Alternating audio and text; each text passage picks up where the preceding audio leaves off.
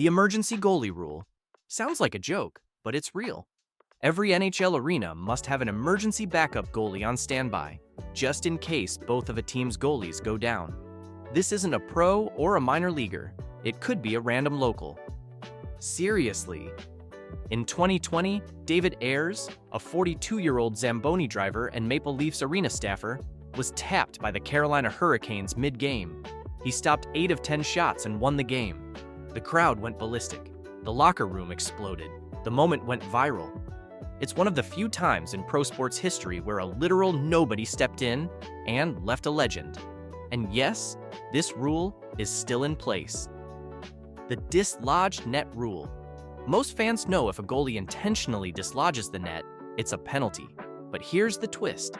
If the puck was already in motion and would have gone in, the goal still counts, even if the net's off. It's basically an imaginary goal line rule. In 2010, Penguins goalie Brent Johnson knocked the net off trying to stop a cross-crease pass. The puck still slid right through the space where the goal would have been. After a video review, the refs awarded the goal. Why? Because the puck clearly would have crossed the line. So the rule treats the goal line as if it still exists, even if the net doesn't. It's a built-in counter to sneaky goalies trying to dodge goals by accidentally crashing the net off its moorings. The NHL saw that coming a mile away. Goalie can't cross the red line. Goalies are allowed to roam behind the net and even deep into the corners. But the second they cross center ice, boom, 2-minute minor for delay of game. The reason? Goalies like Ron Hextall and Martin Brodeur were too good at playing the puck. Some of them started acting like fourth defensemen. The league got nervous. Imagine a goalie skating into the offensive zone to make a play. So, the NHL drew a hard line, literally. Goalies cannot pass the center red line under any circumstance. It's rare, but it has happened. In 2002, Coyotes goalie Sean Burke got nailed with this penalty after venturing too far. It's a rule that keeps the chaos in check. The broken stick rule. If your stick breaks, you've got to drop it immediately. Keep skating with it? That's a penalty. Now here's the weirder part. A skater can give their stick to the goalie. Totally legal. But if a goalie gives their stick to a skater, that's illegal. It's all about maintaining balance. Letting a forward use a big goalie paddle in play would be unfair, especially when defending a rush. And yes, there's even a twist with broken goalie sticks. If a goalie's stick breaks and no teammate gives them a new one, they can't go to the bench themselves to get it. They either get one-handed off or they go without. The result? Some hilarious moments of goalies trying to stop slap shots with just gloves and pads. Unfair? Maybe, but fair play rules the rink. Face-off violation rule.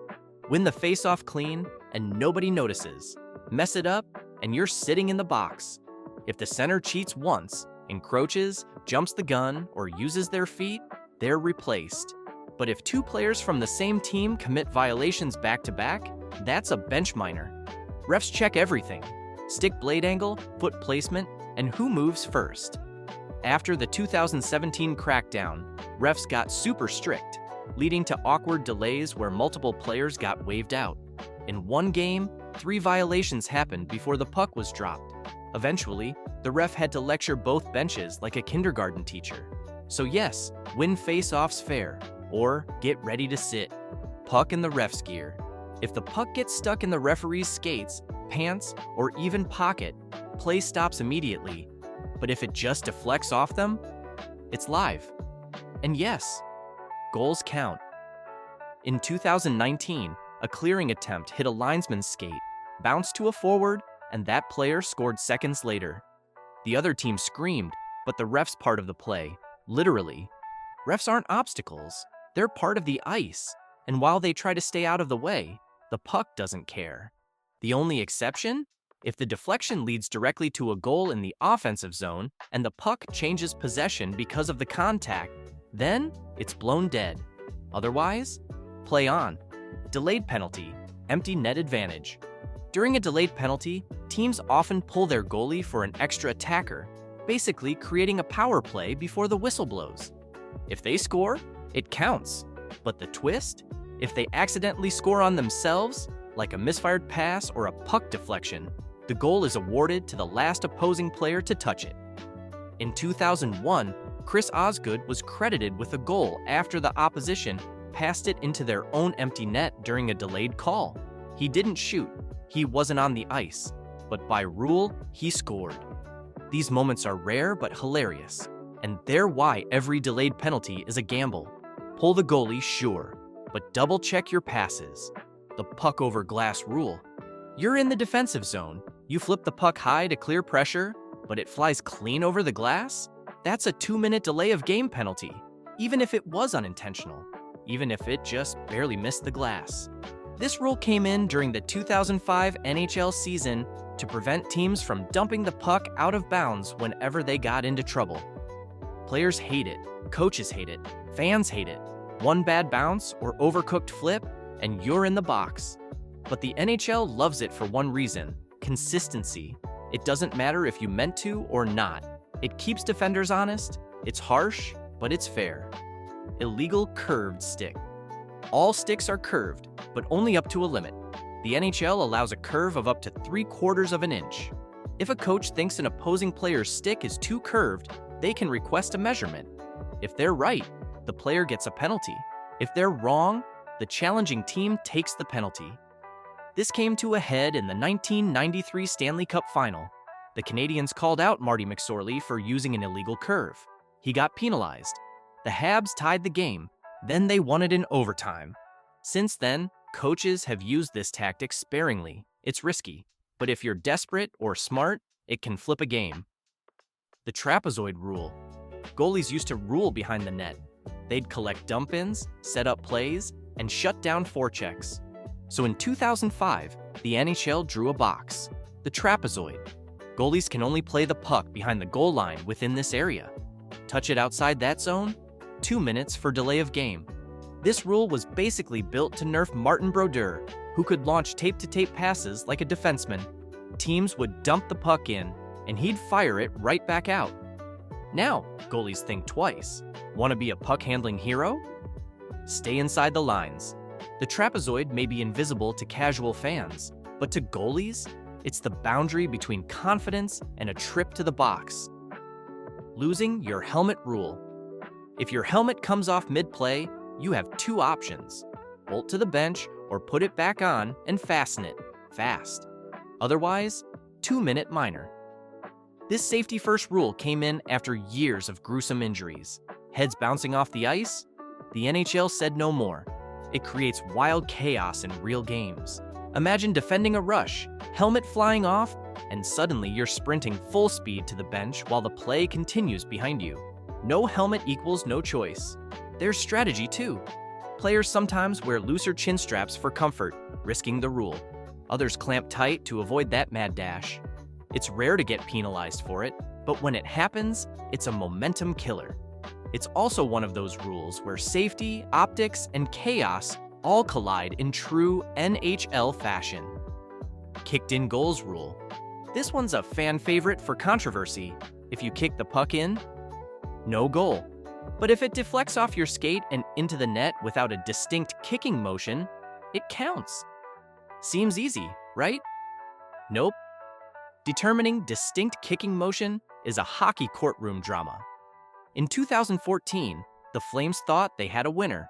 Slow-mo showed the skate redirect. The refs ruled no kick. Goal stood, the crowd lost it. These plays are reviewable, and you'll see teams throwing challenge flags and coaches pointing at jumbotrons every other week. Intent matters. Angle matters. Even the stick's position nearby can impact the decision. It's a judgment call, and that's why fans argue about it nonstop. Distinct hand pass zones. Hand passes are legal sometimes. You can bat the puck with your hand in your own zone, even in the neutral zone. But the moment you're in the offensive zone and redirect a puck with your hand to a teammate, whistle, no goal. Play dead. It's zone-specific weirdness that fans often forget.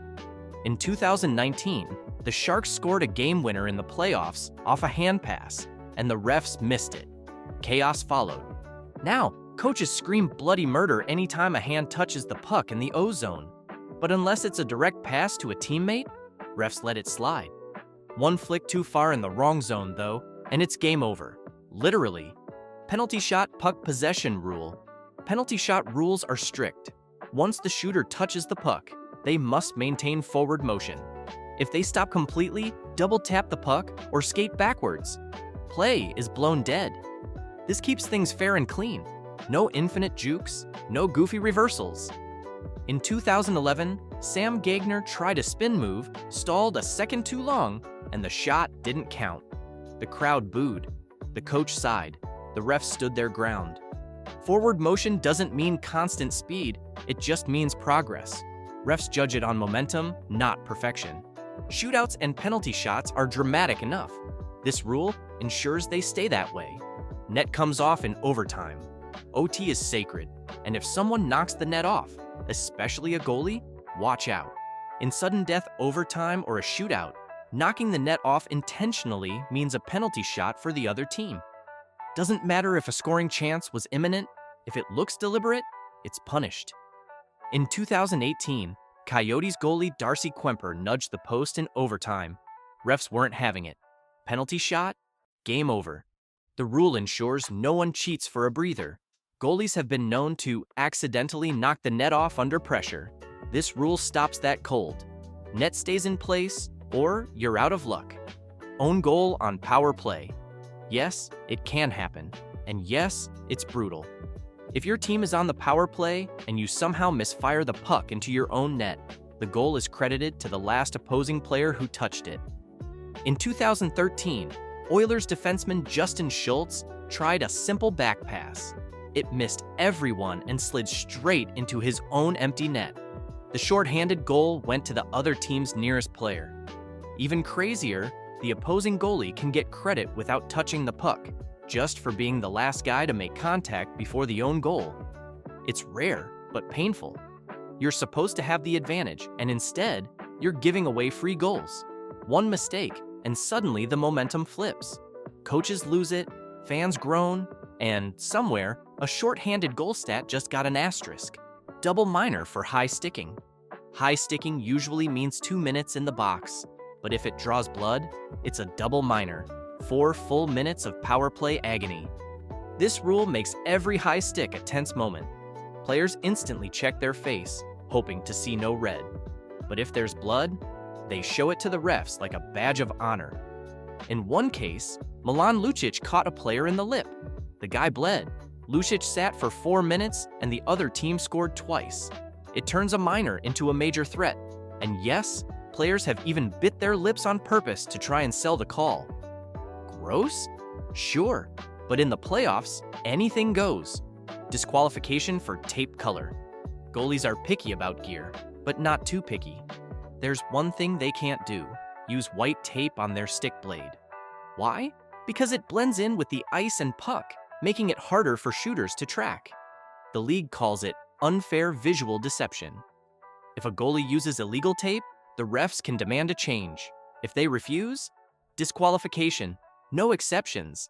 It's one of those rules that sounds like overkill until you see how sneaky it can be. White tape can act like camouflage. So yes, tape matters, not just for grip, but for optics, strategy, and staying in the game. Playing without a stick. Players can keep skating without a stick, just not throw it. If they do, automatic penalty shot. This includes goalies. If a goalie chucks their stick to break up a pass or shot, it's a guaranteed shot from center ice. No debate. In 2016, Ben Bishop did exactly that, tossed his stick on a breakaway. The refs didn't even hesitate. Penalty shot. Goal. The logic is simple. Throwing your stick creates chaos and danger.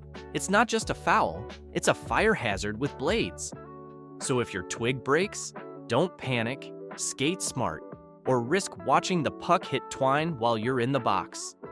The broken glass rule. If the glass around the rink breaks and can't be fixed fast, the game is paused.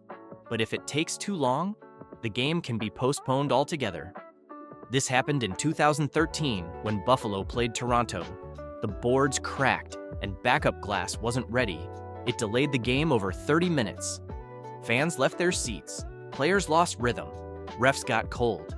It turned into a mini intermission, and nearly a reschedule. That's why every NHL arena keeps extra panes nearby. But sometimes, the damage is just too weird. If it's near the benches or corners, it gets complicated. Safety first. But when glass shatters, the whole arena holds its breath. Coaches challenge time limit. Coaches can challenge a goal, but they've got just 30 seconds to do it. Miss the window? Too late. No review. This tight countdown starts the moment the puck crosses the goal line, and it's caused chaos more than once. In 2022, the Oilers hesitated after a controversial goal. By the time they wanted to challenge, the ref said, "Nope, clock's up." You'll see assistant coaches glued to tablets, replay guys yelling in headsets, and someone with a stopwatch practically sweating. Why so strict? Because endless delays would kill the flow. The NHL wants decisions fast and final. Think of it like calling timeout in football, with way more panic. The margin for error is razor thin. Challenge too late and you lose your shot. Challenge too early and you might miss key angles. Either way, the rule keeps benches on edge. Illegal substitutions. NHL line changes are chaotic. Players leap over the boards like it's a battlefield. But one mistake? That's a too many men penalty. Here's the exact rule. If the incoming player touches the puck before the outgoing player is 5 feet from the bench, it's a violation. Seems minor? It's not. In 2010, the Canucks lost a game after an overtime goal was waved off due to an illegal change. Costly doesn't even cover it. Refs watch for stick taps, foot placement, and whether there's active engagement from both skaters. Sounds vague, and yeah, it can be. Coaches train players on timing like it's choreography. One early jump, and you're handing over a power play. Offside reviews, only on zone entry. You can challenge offside, but only if it happened before the puck entered the offensive zone.